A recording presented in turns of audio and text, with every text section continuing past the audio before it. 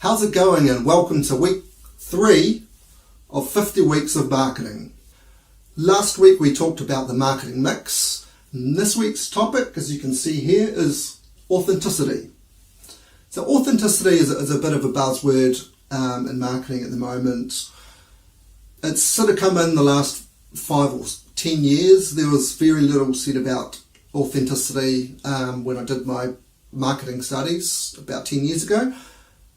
But as I was doing my master's degree and did a lot of research as part of my thesis, that's when I came upon the topic within the marketing literature. And now it's, as I said, it's sort of become a buzzword. People are talking about it, that businesses need to be authentic. So why do businesses need to be authentic? It comes down to the fact that people don't really trust brands anymore. And the problem for brands is if people don't trust them, then they don't want to do business with them, because people like to do business with people that we trust, right? What does authenticity actually mean? What is real, what is true, and what is genuine?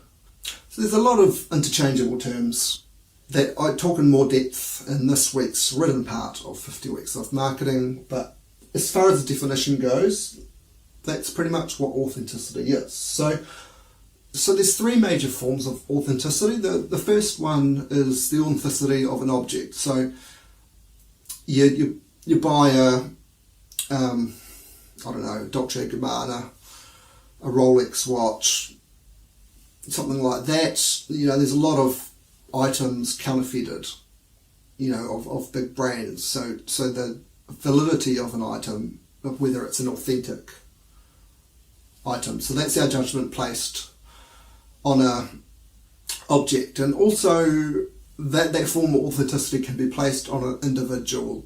Do we think that person has authentic ambitions and authentic intentions, or is it just about commercial profit?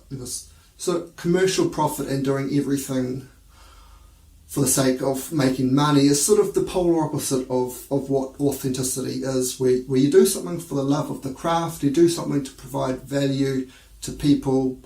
That's where we sort of associate that term authenticity. It's quite a common topic in tourism when you talk about an experience, and whether it's an authentic experience when you're talking about cultural experiences and things like that.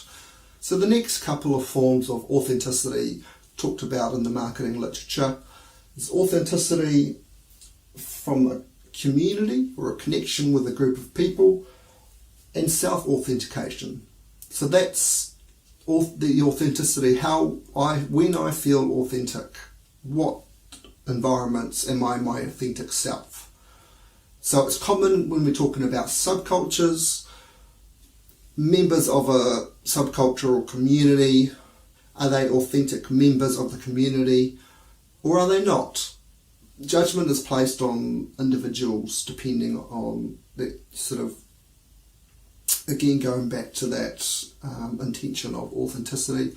People really part of the community and really buying into the norms and rituals of that community, or are they just in it for a good time kind of thing? So that's where we talk about authenticity in a community, authentic activities that sort of community members make.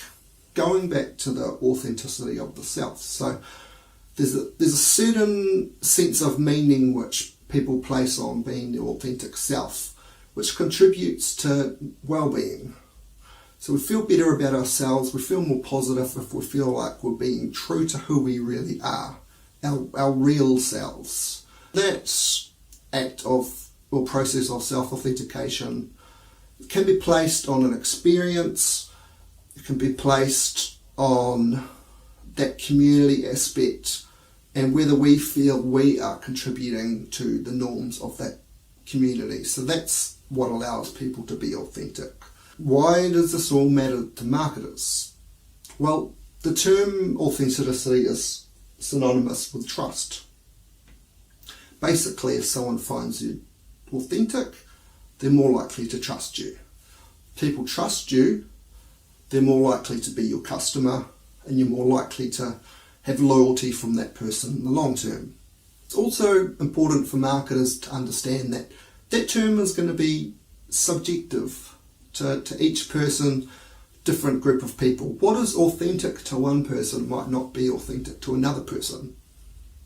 Depending on their experiences and their knowledge, culture, all those types of things, what is authentic to one person might not be authentic to the next person. So if our goal as marketers is to create an experience or service, something like that we want people to find authenticity in, then we need to understand how that group of people views authenticity. What are the norms within that subculture? You can do that through research. With the internet these days, it's pretty easy to find out about subcultures and things like that. You do your own research, find groups on Google, Facebook groups, forums, Reddit pages, all those sorts of avenues where people who are really passionate about a particular product, service, brand, they talk about it. And through observing that, you sort of work out what the norms are, what people's expectations are. So then we can create a brand which reflects these characteristics of what is authentic to these groups of people. So we communicate those aspects in our marketing. That's this week's topic. I hope you enjoyed it. I hope it's not a little bit too blah, blah, blah. I do come from a sort of academic background, so I can kind of go on a little bit the sort of more theoretical side of things, but I hope this kind of makes sense as to why authenticity is important. We want people to trust us.